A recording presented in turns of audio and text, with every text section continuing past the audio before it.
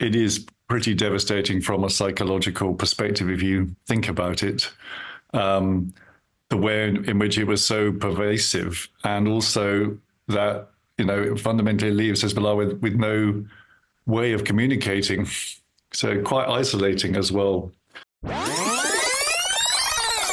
Well, someone who's thought a lot about terrorism and its impact and has tried to minimise both of those things on behalf of this country is former boss of MI6, former C and longtime friend of this podcast. In fact, in a sense, sad to say, one of the first guests of this podcast, for reasons that will become clear, it's Sir Alex Younger. Alex, how are you?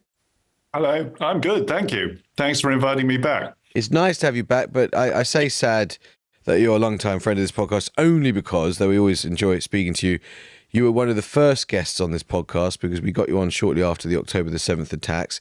Here we are, nearly a year on, and no sign of peace in that long-suffering region. Yeah, I mean, it's the bane of my life. It's never good news when you're talking to me, I'm afraid. But I think I remember then saying that the seeds of this run really deep and that a solution would require huge political change. And I think I predicted that was unlikely to be forthcoming. And there are times where it's depressing to be right about stuff. And this is certainly one of them. What we saw this week, which many of us said, looks like it's out the pages of a thriller, clearly is a coup for Israeli intelligence, presuming it is them. But can you see the point of it? Can you see the strategic value in this loss of life, in angering Hezbollah in that way? Well, it's not, you're right, that's a good point, Nick. I mean, it's not strategic in terms of the damage it will have done to Hezbollah's capabilities per se. I think it is pretty devastating from a psychological perspective if you think about it. The way in which it was so pervasive, and also that, it fundamentally leaves Hezbollah with no way of communicating. So quite isolating as well. And because they were using these pages instead of mobile phones? Yeah. I mean, ironically, they were doing it, as I understand, for security reasons. I think it's worth just spelling out for some of our younger listeners, of which we have many, Alex, what has actually happened here. What is a pager?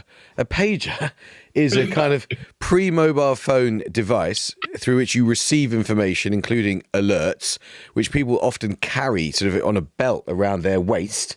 And many, as you were saying, which is interesting, many the Hezbollah operatives who go about their daily lives in Lebanon, and particularly in southern Lebanon, were using those pages, ironically, because they might have been deemed safer from a cybersecurity point of view than mobile phones. But these pages have lots and lots of different components. They're manufactured all around the world. And presumably, I don't know what you know or what the limits are of what you can tell us, but presumably someone from Israel, if indeed Israel did carry out these attacks, has intercepted that complex supply chain and inserted a mechanism in those pages which allows them to hurt a lot of people very quickly.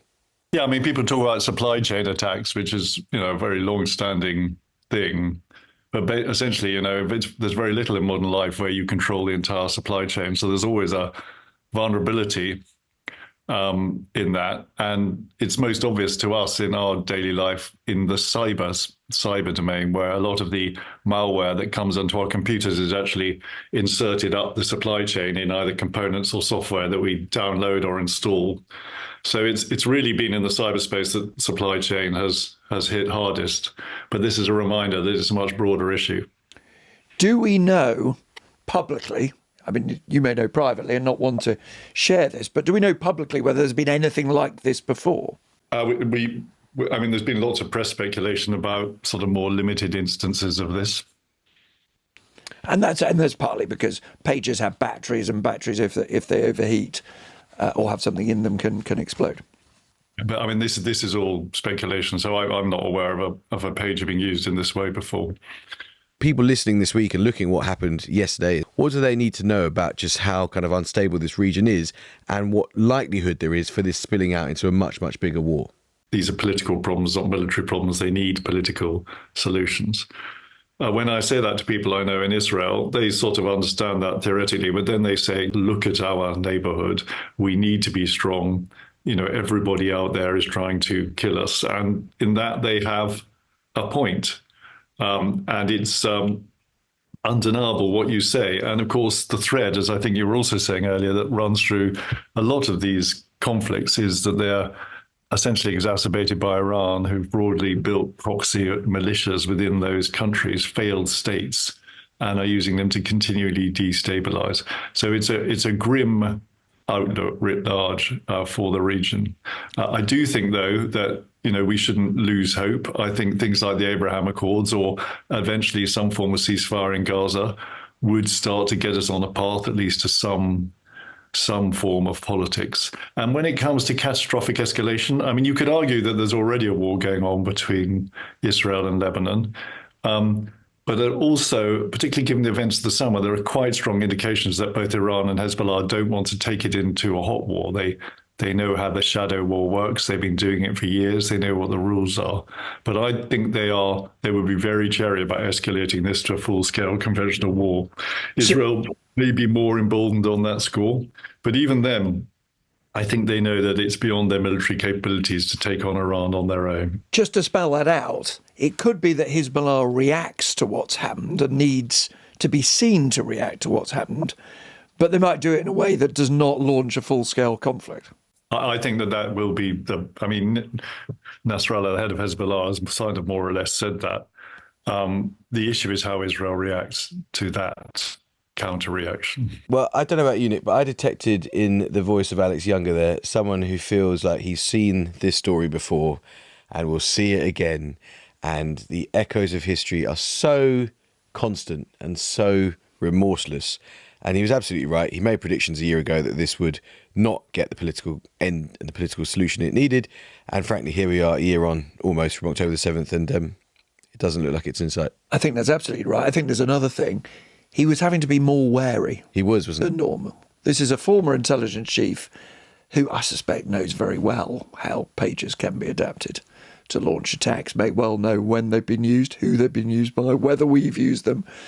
But that is not his job in retirement, with obligations to national security and with legal obligations on the Official Secrets Act to speculate about that, or even to talk about the Israeli Mossad intelligence involvement. We can always try and tempt him, can't we? We tempt him. He moved us on pretty briefly. I mean, the thing that intrigues me, and let's just remember there are people who've lost their lives because of this, so it is not like Q and James Bond.